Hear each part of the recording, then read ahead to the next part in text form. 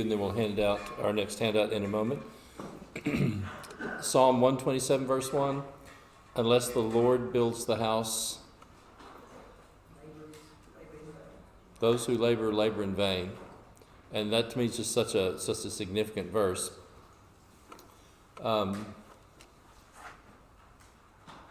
If I have a sponge, I'm not going to get the picture out. What does this remind you of that we talked about?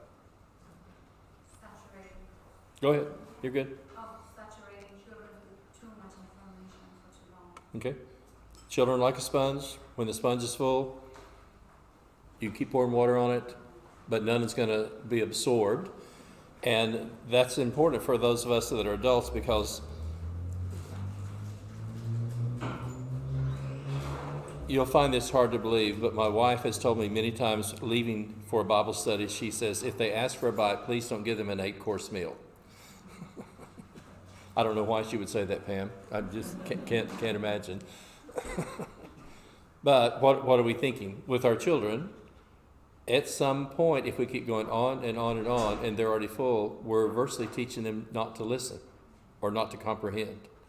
So a little bit to use is better than a lot confused while we're working with our kids. If we do the three things off of Heather's diagram, 1 to 6, we started with what? The heart. And why? What are we thinking when we say the heart? What are we trying to explore, and what are we trying to work with? Look at Attitudes, feelings, emotions. And while most of us are logical, there are also times that our emotional reasons are stronger than our logical reasons. And from the very beginning, well, let me say it this way. If we were in a charismatic Pentecostal church, emotions would be very much supreme. And in some churches of Christ, then primarily logic and head, and there's not enough heart, and we don't want to be on either way. And so we're looking at working with the heart. And like I said, every time I'm with small children, grandchildren, and it doesn't end at 1 to 6, but that's something that's going to be really important, going to be focused on that. So we moved from the heart, and then we were talking about the head. And what was our suggestion? Knowledge. Age group, 7 through 12. Think primary school primarily. We're starting to school. We're starting to learn things. And in terms of developmental tasks, here they are learning and growing in their ability in schoolwork, and then trying to complement and to work with that with our biblical things. And so thinking about the heart, especially from 1 to 6, and then whether you want to think we add or we focus primarily on the head and the thinking from 7 to 12. And then I love doing this with the hands, because if you look carefully, you've got an older hand, a larger hand, and a younger hand. And these artists are so clever when they do that. And I'd talked with her and given her some things. And that's one of the things that she sent back. And she had 2 or 3 different ones. And when that one came back, I said, oh, intergenerational faith. What a clever way to put that in. So when we're thinking hands, what are we doing? Help me again. Their actions, their activities, service. Jesus went about serving, so from 13 to 18. And again, none of these are mutually exclusive, but I think in the long run, we accomplish more in trying to develop character within our children to focus on specific things. And if we do those little things well, at the end of the day, we're going to get more done. And that's something to look at. We had an acronym that spelled PICK. Like you pick up something like a pickaxe or something, and the P reminded us to pray, be very diligent in prayer for our next generation. And then the I is to be intentional and be very specific in what we're trying to do. And the C stood for being consistent. And like I said, being consistent with our boundaries, our expectations, those kinds of things are just really, really important. And then our K is a little more vague, but the K is to do what? Knowing God and the importance of knowing God. So, Arpoka, if you'll hand the light ones out. We are leaving the extra outlines in order. Yeah, come in. We'll need some help getting them all out.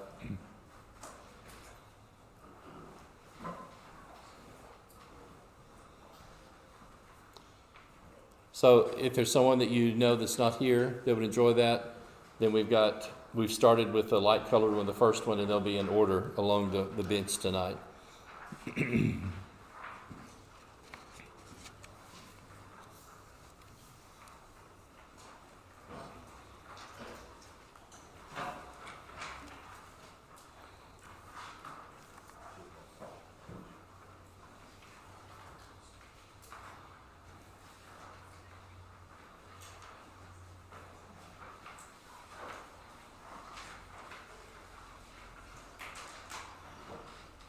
If you ever study world religions, and I'm thinking of Hinduism and all these other types of religions, the one thing that is, and it's so simple but it's still true, one of the most unique things about the nature of Christianity is what John opens with by saying, the Word became flesh and dwelt among us.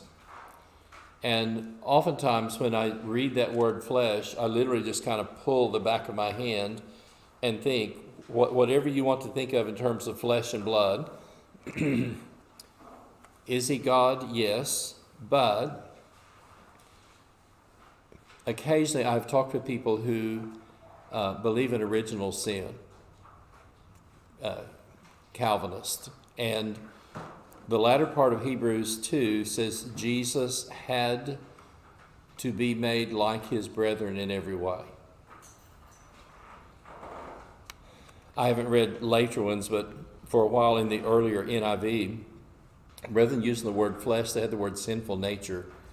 And I know why it was there, but I just cringed, and I had an NIV, and I would literally marked out and put flesh every time. But have you noticed they didn't say the Word became sinful nature and dwelt among us? When talking about Jesus, they're going to say flesh, and so here it comes. If we're born with a sinful nature, but Jesus wasn't, he doesn't understand us.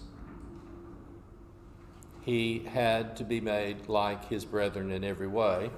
And that's why, again, this isn't a one and only, but this is why when our children were small, Jesus is the friend of children. And we want to walk like him, we want to behave like him, we want to act like him. And the biggest part of that is the Word became flesh. He is like us in all of these ways. And so I'm going to mention one other thing, but what we're going to see on this first part, we're looking at Jesus at 12 years of age. So we've moved from heart to head. And we looked last night at 12 years old, he's able to sit, he's able to listen to adults, and he's able to ask questions. And when you look at that, that has to be the product of what happened in his home and the development that he had with Joseph and Mary. Because if you're a primary school teacher, getting some kids just to sit is just a major, major challenge because they've never been trained to do that. And what I want us to see as we look at Jesus, and we're going to see him at 12, it's kind of like at different times we go into a tunnel or something happens, and then we come out on the other side. Well, something had to take place before we have the final product. And so we want to look, well, when Jesus is 12, and again, thinking of developing thinking in the head and developing character in our children, what can we learn about that will be helpful? One of the things that, and we're all the product of our environment. I mentioned last night my dad was a jockey. He was about this tall, broke horses. He had about 8 jobs to keep the farm going. They were seasonal, different jobs. My dad worked inside the ring driving the cattle through at the cattle auction for nearly 30 years. and he got paid $25. Sometimes the sale was 4 hours, and if it was 24 hours, he got paid $25. So if it's 25, if it went all night, then they would sleep in the front of the pickup on an hour and off an hour. But to stay awake, as the cattle came through, there's a screen, and he could check the weight of them. And so my dad was within 5 pounds. He could guess the weight of anything on hoof. He'd be within 5 pounds up or down. But a bull would come in, he weighs 1,320 pounds, and he's selling at 74.6 cents. And Dad would be within $2 to $3 of what he was going to bring when they said sold. And he could just roll that over in his head. I only went with him 3 times, but an older farmer, Marshall, I'm going to buy a tractor, or I'm going to make who knows. I'm going to need $12,000, $15,000, $20,000. I've got these calves, and all Dad would say is, don't talk with me. The calf would come through, he would weigh it, multiply the price of last Friday, and it would go in the column up here, never wrote anything down. Next. And the next one would come through, he'd weigh it, the price, add that one up, and he'd do all this in his head. And finally he would say, one more. So if you sell these calves on Friday, then you'll, and whatever it was, $15,000 or $20,000. When I went to the sale and just stayed outside growing up, Mom might have a grocery list of 15 things on an envelope. You don't just go buy them. You have to go to all 3 stores and check the price of each item in all 3 stores. He wouldn't write anything down, but then he could remember the cheapest price of each item. So then we'd have to go back to store number 1 and buy items 3, 7, 12, whatever, and store number 2, these items. And we didn't write anything down other than the list. And then when we finished, then he would subtract the highest item for each price and add that up, plus what we had saved by buying the cheapest item, and we'd buy bulk candy for the family for the rest of the week. But he could have a list of 15 to 20 things and have 3 things that he just saw and remember the list. You get the picture? My mom said, Marshall, do you want to go to college? He said, what a waste. All I want to know is, how does it work? So we would buy an old tractor, we'd buy a combine, and he'd tell the farmer, well, if you push the clutch down 3 times and you pull the gas back, and then it'll just, every old tractor, Peter knows what I'm talking about, there's a trick to it. And my dad never went to college, never went to university. And he told my mom, what a waste of time. He then turns around, and at one point after we moved back, he was given an honorary degree by Oklahoma Christian. He had helped 31 students go through Oklahoma Christian. I knew of 4, and my dad had helped 31. But as we go through this, you're going to see, having done a lot of study academically, I'm not near as worried about the academics as how does it work? How does it function? How does it fit together? And that's why as we started looking at this with our children, then we're thinking, yes, and there are going to be developmental tasks. There's going to be things that they're going to develop in. And so we're going to try to complement their physical and emotional development with their spiritual development and try to integrate those so that as they go through these different stages, we're trying to complement the spiritual development of their lives with what's going on with them academically and socially. So this is entitled number 3, and there's the word, Jesus grew. And just think about that. God the Father has never had a cold. God the Father has never been hungry.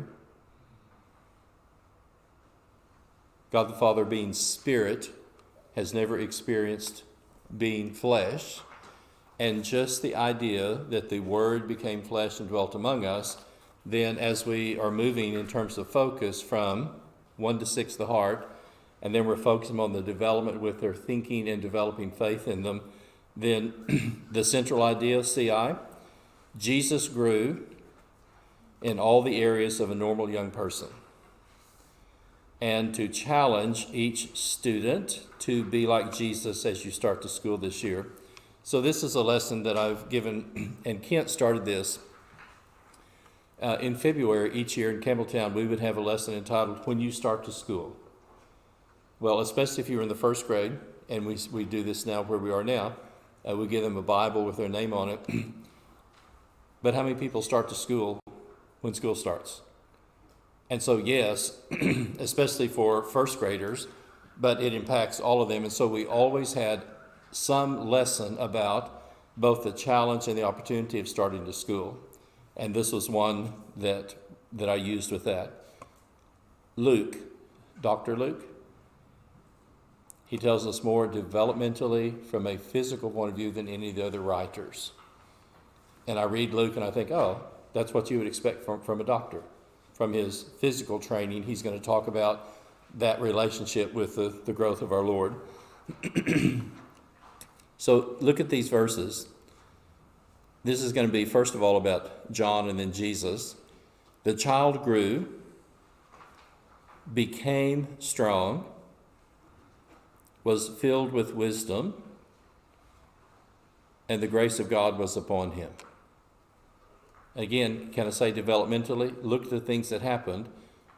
Jesus wasn't just infused with his relationship with God. And think about it, Jesus grew in wisdom and stature. And look at that third one.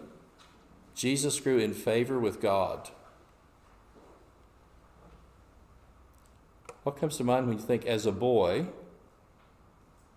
Jesus grew in favor with God? Do you see what I'm trying to say developmentally? It wasn't just given to him. He grew in his spirituality and the favor that he had with God. And then these are the terms that we've talked about.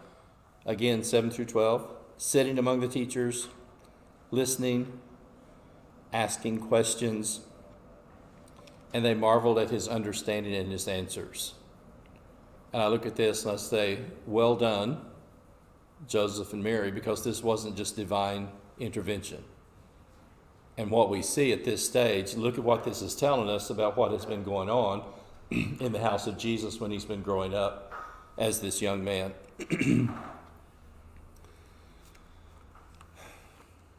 While we were living here, Luke was quite small, Snow White here. We went to the World Mission Workshop in Hong Kong. And we came out through an alley or something, came to this busy street, and we kind of turned around and Luke was gone. And seriously, I'm just kind of going like this. This isn't a racial comment, it's just an observation. There's not too many blonde-headed white little boys in Hong Kong. So if he's anywhere close by, he's going to be easy to spot. And we look, and finally I tell Sheila, I don't know what it was, 5 or 7 minutes, and we call the police. I'm afraid he's been kidnapped. I'm afraid somebody's come by and just grabbed him.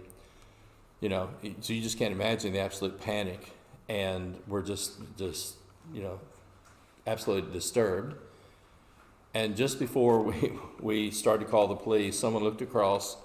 There were 6 lanes of traffic and 2 tram lines, and Luke's on the other side looking in a store window.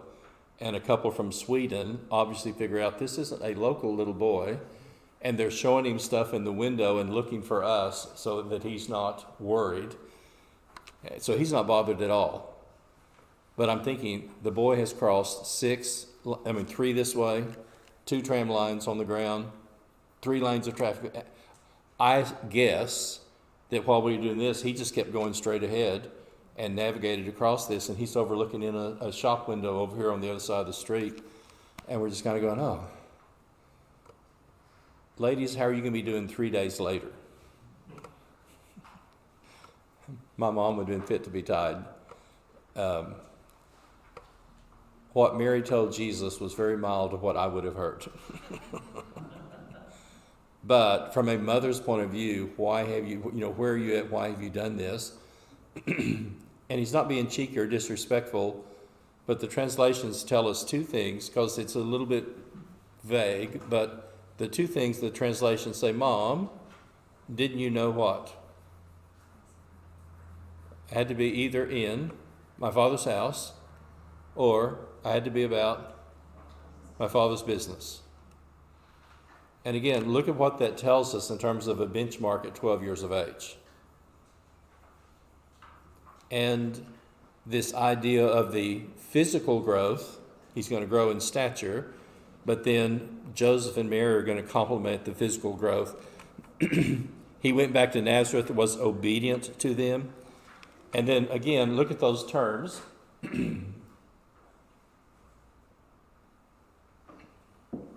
Wisdom, it wasn't given to him. Wisdom's been able to say the right thing at the right time.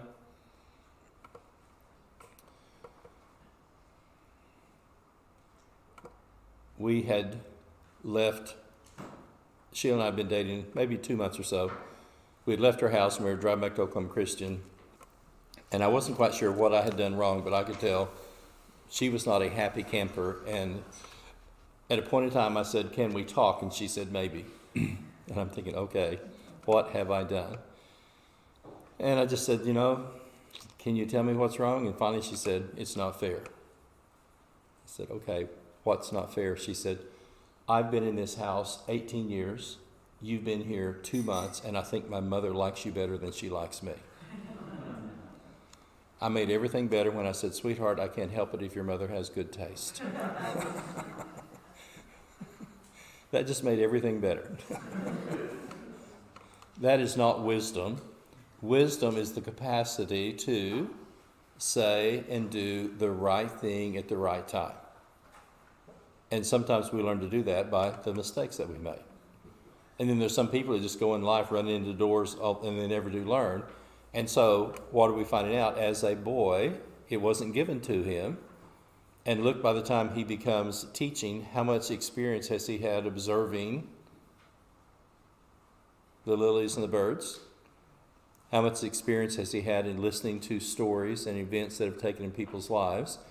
And the capacity to be criticized and not take it personally, but then to project it back to them. Here's something very important, and this is going to be hard to say, so you have to kind of work with me. One of the challenges growing from 7 to 12 through adolescence is that sometimes we can spend so much time focusing on ourselves, we miss what's going on around us developmentally. And that's just a part of growing up. And one of the things that we talk to our kids about is that just be conscious, how much of my time do I primarily spend thinking about me, and how much of my time do I spend thinking about other people? And it's not an either or, but as we grow, hopefully we spend more time thinking about other people. I don't know, again, how old Heather's 7th or 8th grade.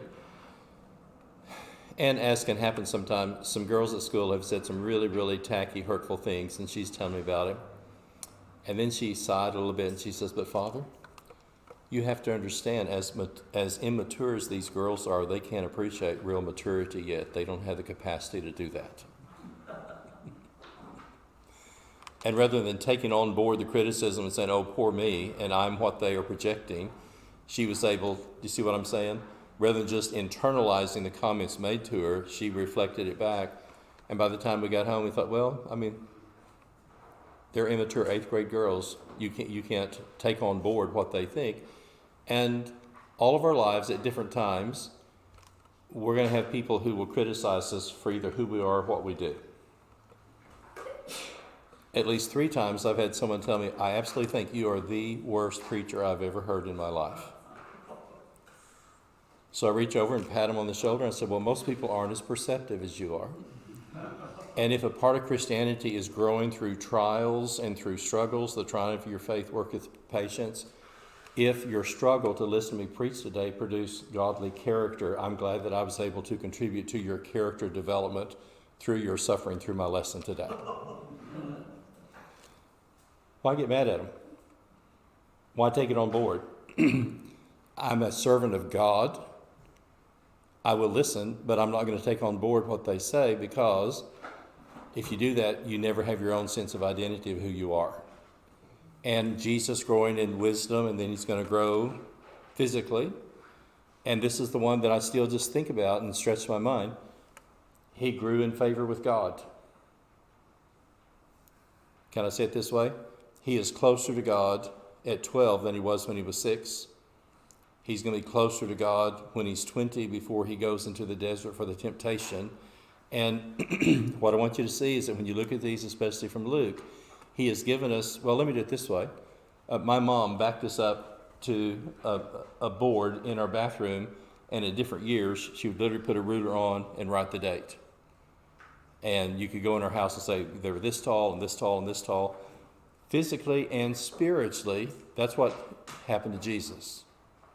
And isn't Jesus our example in virtually every area of our life? And if this is how Jesus developed and grew in terms of his character and his ministry, that's what we want to try to cultivate and develop in ours. He grew in favor with God and man. Personal observations, and this wasn't things that happened primarily in the synagogue or in a school.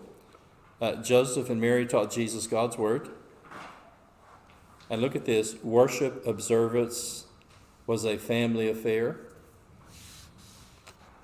Depending upon where you are in the Nazareth area, it can be up to a 90-mile hike to Jerusalem. Tim, how long would it take you and your family on foot with some hills? Someone help me convert miles to kilometers. 1.6. Pardon? 1.6. Okay. How long would it take you and your family to walk that far to go worship at Jerusalem?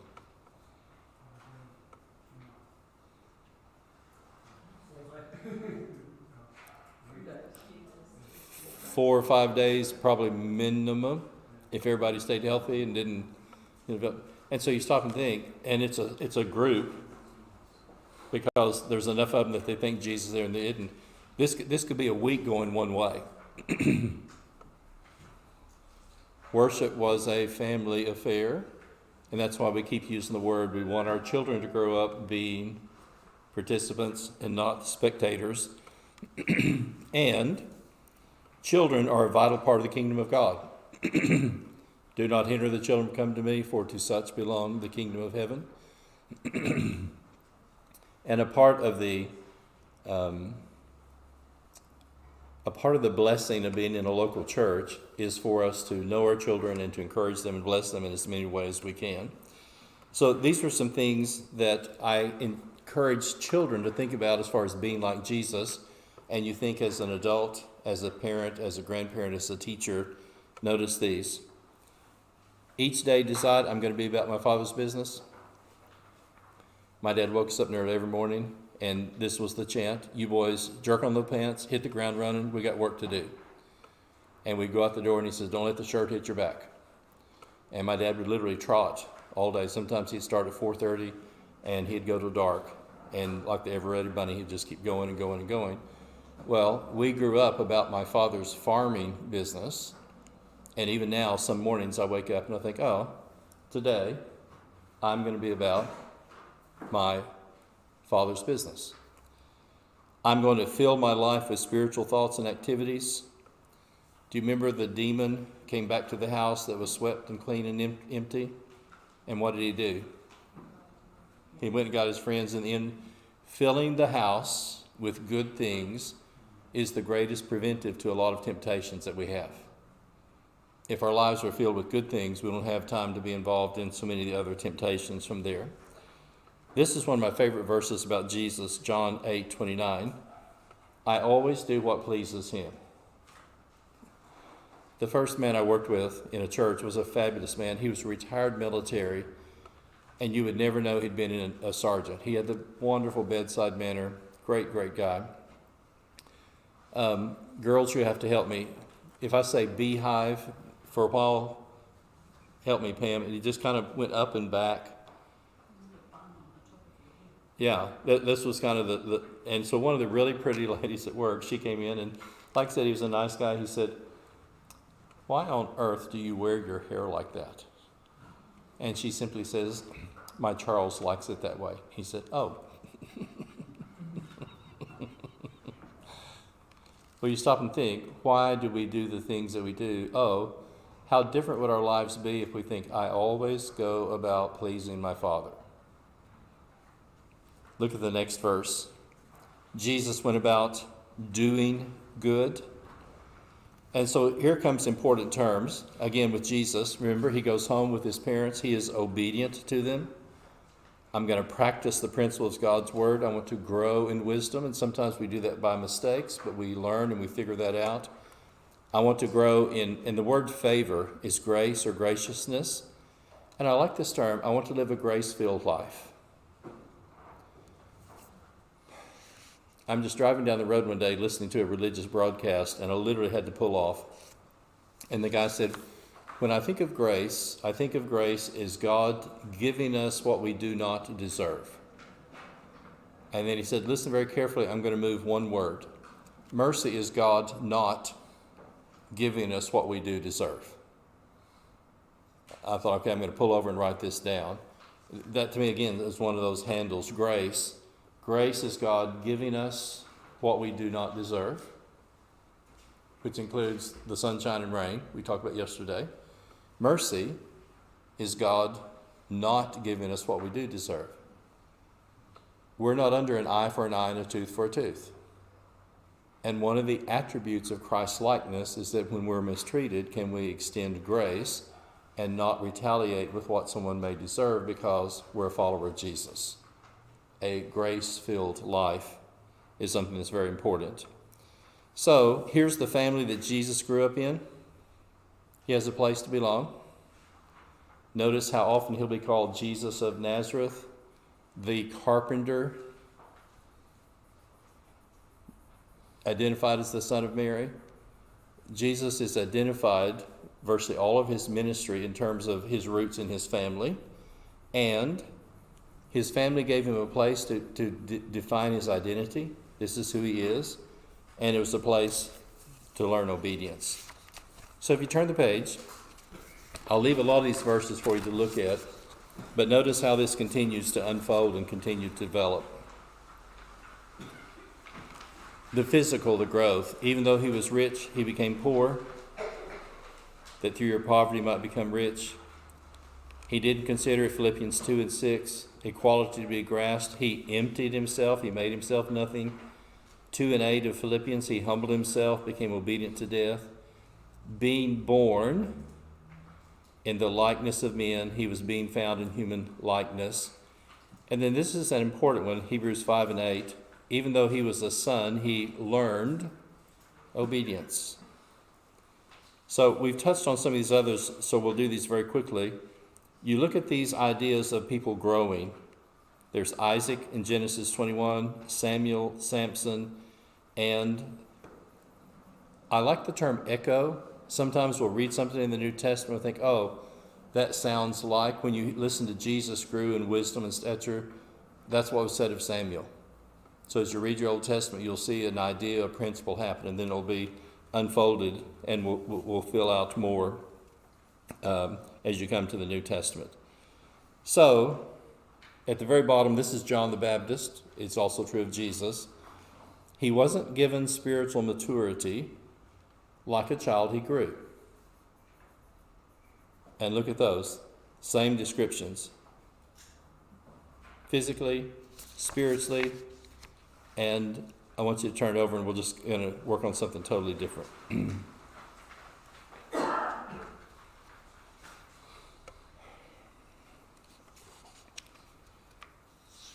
The examples that are here, and this is something that is leading us to the next level, so we're going to kind of go back and forth a little bit. I want you to look at the principles that are here. As we go from the 7 through 12 and we start toward teenagers, we're going to think more abstractly. We're going to do things that require thought and activity. And, again, this is very appropriate. We begin to wonder why. And like I said, our son just struggled and struggled. Why did God give us free will if he knew so many of us weren't going to be saved? That has never bothered me. But for about a year and a half, that just Luke really struggled with that, because in one sense, is that actually fair to create so many people who eventually will not be obedient?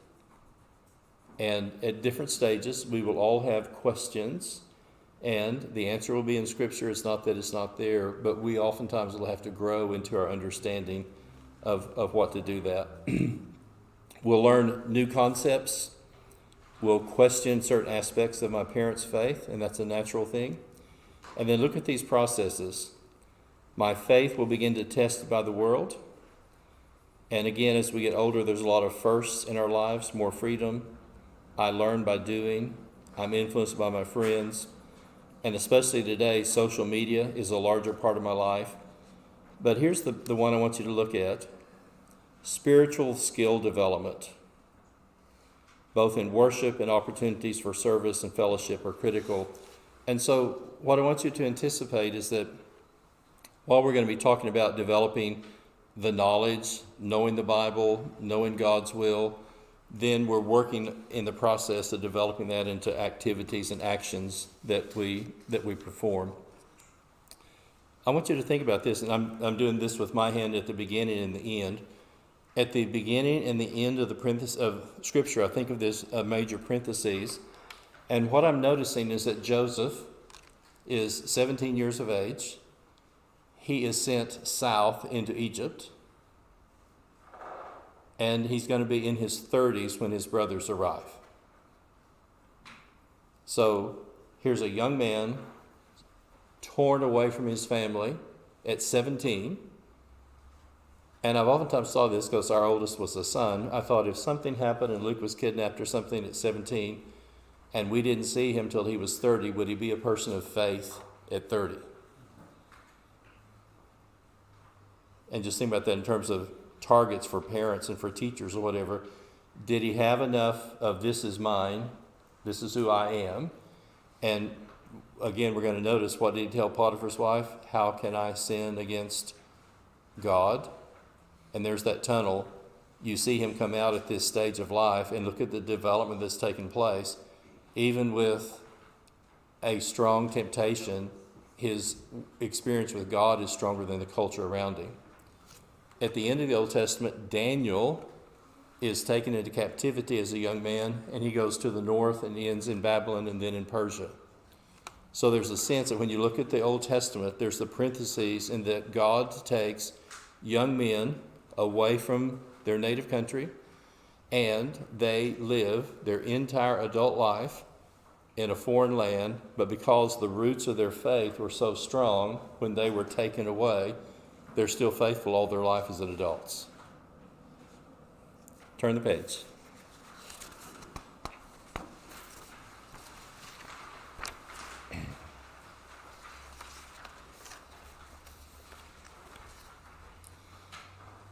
So look at these parallels. Knowing God. So like I said, we're slipping a little bit over into the teens, and we'll come back and talk about that some more. But here he is. How can I do this wickedness and sin against God? Genesis 39 and 10. The Lord was with Joseph. Joseph said, do not interpretations belong to God? And then notice what he names his boys. Manasseh, God has made me forget my hardships, my father's house. Ephraim, God has made me fruitful in the land of my affliction. I'm sorry, having lived here and been here a lot, when I think of Joseph's 10 brothers, the word ratbag comes to mind. Just sorry brothers. And yes, he toyed with them a little bit, but at the bottom line, what does he say? You meant this for evil against me, but God meant it for good to bring it about. He comforted them. And then Joseph, at the end of his life, says, God will surely visit you, and you shall carry my bones out of here. Okay? Go back to pick for a second.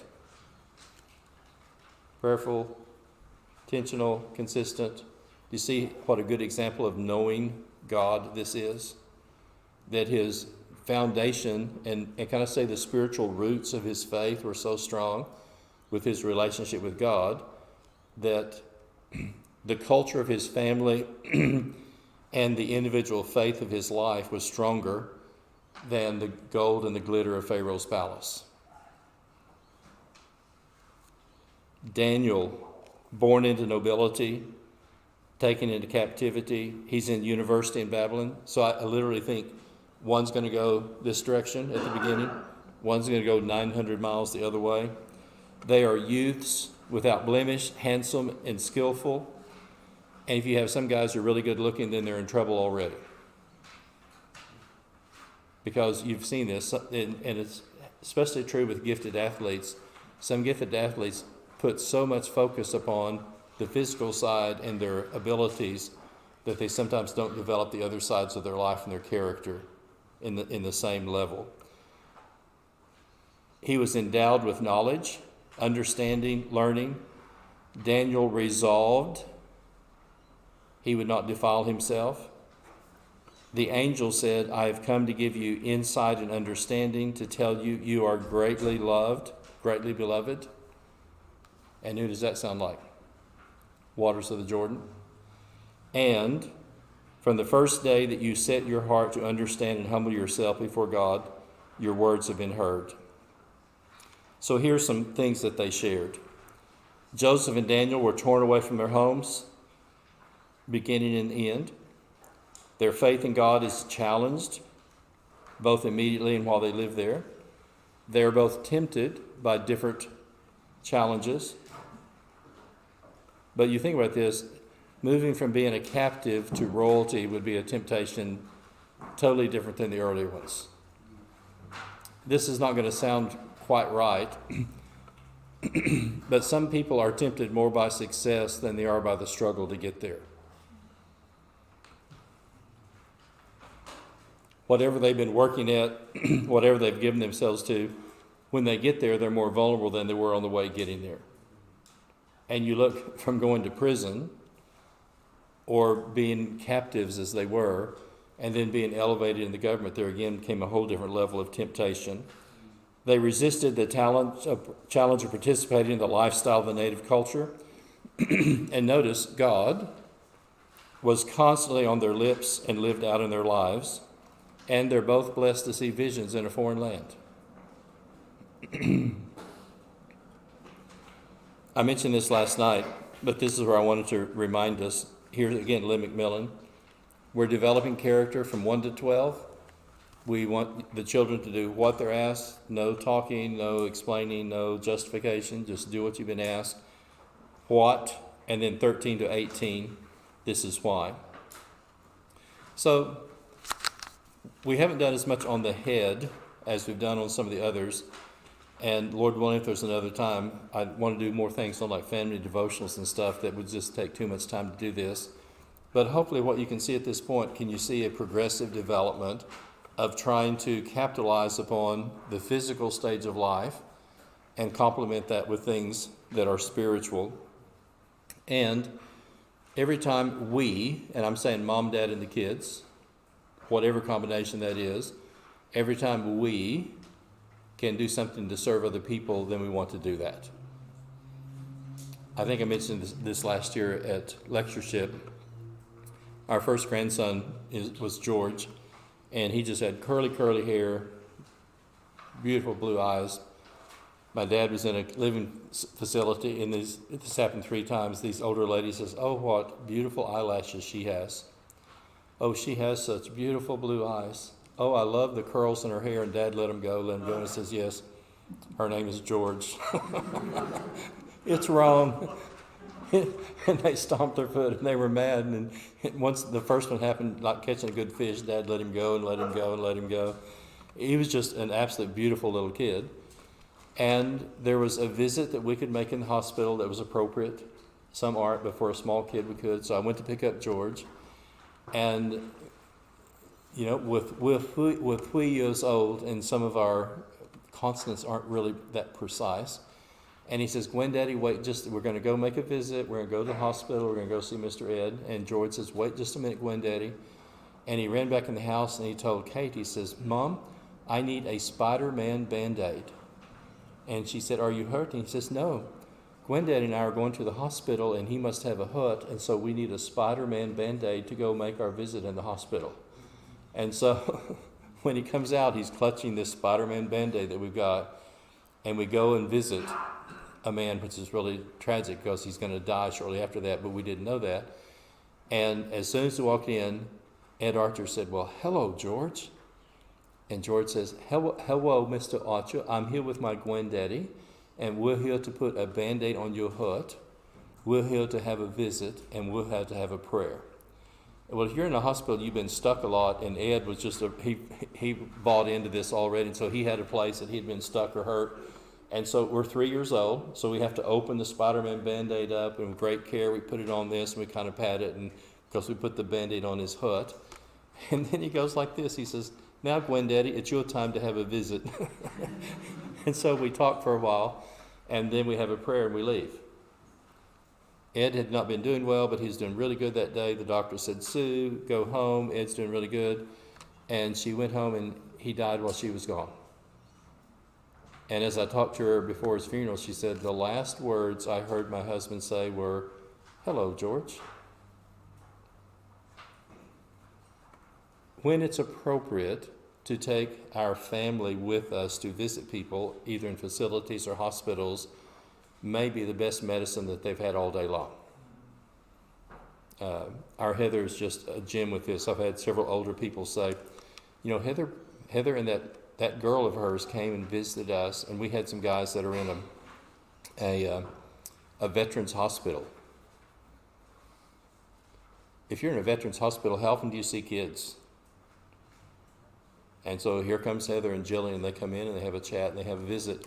And what I'm saying is that rather than telling our kids to do things, as many times as we can do things, and that's a part of who we are in our culture, then that's really helpful and really important.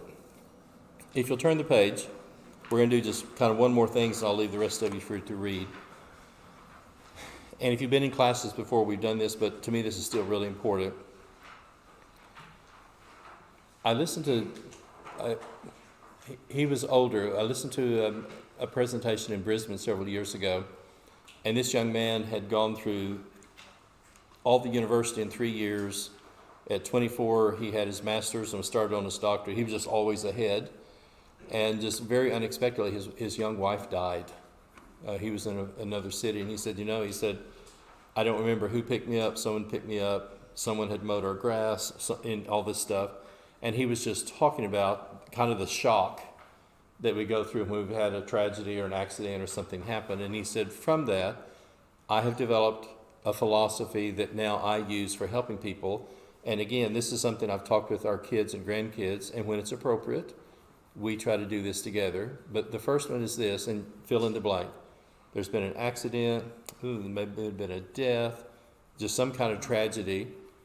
Rather than trying to explain and justify why God let this happen," remember, BLT is the sandwich. This is going to be BLD. Sorry, I can remember because of food, even the other way. But when I hear something's happened, like for example, we had 3 of our young professionals going to Six Flags in Dallas late in the day, and this small car pulled out in front of an 18-wheeler truck and it ran over them. So when we get the call, we've got 3 of our older kids, and literally they're using tweezers to try to pull the glass out of them because it could have killed all of them. And so we're going to go to this, parents and family there. What are we going to do? And I always think, "Lord, please help me not to be either Eliphaz, Bildad, or Zophar." Someone translate. Peter, what am I saying? Job's friends. Job's friends. They felt like they just had to say something. And so the first one is just to be there, because presence says something that words can't say. And the other thing, rather than worrying, what am I going to say? I may not say anything. I'm just going to be there. I will just, whatever we can do, is a hug appropriate, but just being there. 2 is just carefully listen. And sometimes you'll just hear some really strong words that will come from people who just had a loss and a deep tragedy. I'm not going to give you a judgment. I'm not going to say, "Well, why do you feel that way?" I'm just going to totally listen. And number 3, if you're very perceptive and you're there for a while, God may show you something that you can do to serve them. One of my closest friends in university, his brother was going to work, going up a hill, and a guy who was, I don't know if his drug or alcohol didn't make any difference, was on the wrong side of the road and hit him head on at 70 miles an hour. The only thing he had time to do was put his hand up, and he immediately was just killed. Because like I said, they were going to come up on the top of the hill, and he just came to the top, and the guy was in the wrong lane and hit him head on and just killed his brother just instantly. Well, I heard that, so I went to the hospital. His wife was also with him, and she was in a coma. And so here's his family and people that we've known. And so what am I thinking? Okay, B, L, D. I'm going to go to the hospital. I'm just going to be there. And at times you may need to leave, but I'm going to be there. 2, I'm just going to listen. Don't have to say anything. Don't have to find the right words. And then 3, if I can do something to serve them, I'll do that. Okay, guys, think about this. If your son has been killed and your daughter-in-law's in a coma, she can't plan the funeral service. I mean, just look at all the things that they're processing and they're going through. And so finally, the father said to my best friend, whose name was Don, he said, Don, he said, we have no idea, one, if she's going to live. We hope she does, but we need to have the funeral before she may become conscious. I think you need to go to the funeral home and start making some preliminary plans for a service because she's in a coma. She can't do this. Guess what? Can I go with you? How many times have I been to a funeral home for a funeral or for ministry and I actually knew the people by name? So I go with my best friend to start making plans for his brother's funeral because this has been a complete tragedy and everyone's just in a state of shock. I go back before the funeral and his name was Joe, really strong athletic guy. And just the way that they had him, you could see a bruise from here all the way to the top of his hand. And that's what the guy said. He said the only defense he had was he just had time to put a hand up and then was killed. And I thought, you know, a bouquet of daisies would fit right here and his mom wouldn't have to see the bruise on her son's hand. The loss is hard enough, but let's make it as easy for mom as we can. But you see what we're saying? That takes all the pressure off of you. What am I going to say? What's going to happen? And if you just stop and think, my presence will say something that words can't say. Sometimes it's not appropriate to have our kids with us. But if and as our kids are older and or it may be some of their friends, something may happen, then we always have a plan for what we're going to do when we're trying to help people who are dealing with tragedy. So easy to remember, be there, listen, and do something. If you look at 5:3, we mentioned this last night. Well, it started at 5. I like this word bend. Every child has a bend. They have an aptitude. They have a giftedness. They have an interest. And this is where my basketball coach said, I'm going to study each child and become interested in what they're good at and what they do. And this expression that we used, we want to meet a part of our spiritual family that we've never met before. Let's close this part and we'll take a break. I want you to turn to the very back. And this is a parable. And I'll leave you to read the first 2 in more detail. But when you look at the first paragraph, here is someone who is so conscientious that they're working. And I just bolded, in the twilight we met the Father. The child hid behind me because they had talked so much about the sternness of the Father.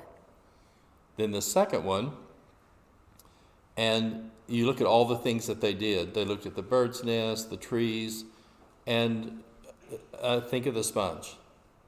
The adult was doing adult level things with the child, and at the twilight I met the Father, and the child merely glanced at him just out of fatigue. I want to read the last paragraph. I took a little child's hand in mine to lead him to the Father. My heart was full of gratitude for the glad privilege. We walked slowly. I suited myself for the short steps of the child. We spoke of the things the child noticed. One time it was one of the Father's birds. We watched it build its nest. We saw the eggs that were laid. We wondered at the care that it gave to its young. Sometimes we picked the Father's flowers, stroked their soft petals, loved their bright colors, and often we told stories of the Father. I told them to the child. The child told them to me. We told them, the child and I, over and over and again. Sometimes we stopped to rest, leaning against the Father's trees and letting his air cool our brows, and never speaking. In the twilight we met the Father. The child's eyes shone. He looked up lovingly, trustingly, and eagerly into the Father's face. He put his hand in the Father's hand, and I was for the moment forgotten, and I was content. So just be thinking about the challenge of doing age-appropriate things developmentally, and what can we do to put fingerprints of faith, starting with our physical house, our church family here, and then opportunities with other Christians that we know through camps and other things, so that as much as possible we can develop an intergenerational faith that is both shared and passed down by people of different generations at different times. Let's take at least a 10-minute break. Stretch, air out a little bit, and then we'll come back and work through another one.